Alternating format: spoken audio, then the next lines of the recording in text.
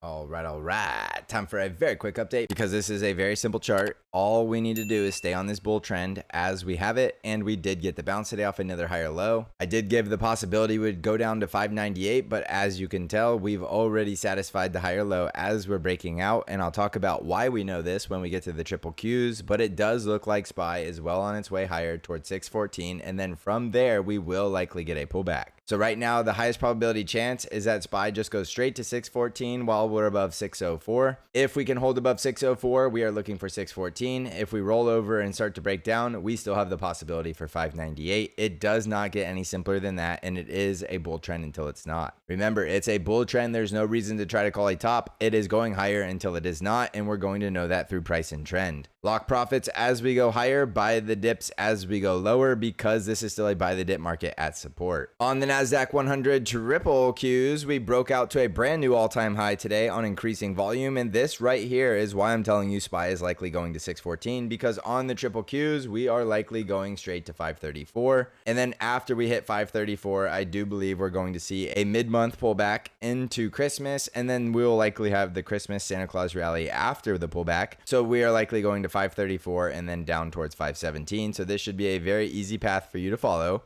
This is telling you to lock profits as we go higher, prepare for a pullback, buy the dip, and then we'll likely get a Santa Claus rally as we head into the end of the year into early January. And then very quickly on Bitcoin, again, we still have the bull trend. Price is back above all the moving averages. We're going higher on increasing volume. We're testing resistance at 102,000 yet again. If we break above that, we're looking for 108.5 thousand and then 118.5 thousand. So there is room to the upside. Me personally, I don't think that upside is worth the risk. I still think all of the risk is to the downside at 84,000, and because of that, I just don't think this is a great trade. If you're already in Bitcoin, stay long while it's above 92,000, and then you can manage your risk if we break down below it. So just a constant reminder, it's a bull trend until it's not. Don't do anything high risk in December to ruin your year. Next year is going to be very fun and volatile to trade. All of my services are in the description below, and the trade alerts is where you're going to get the exact percent allocations that I'm giving you for the T triple Q and the S triple Q. So thank you for watching, everybody. I hope you're crushing this market, and as always, I will see you in the next episode.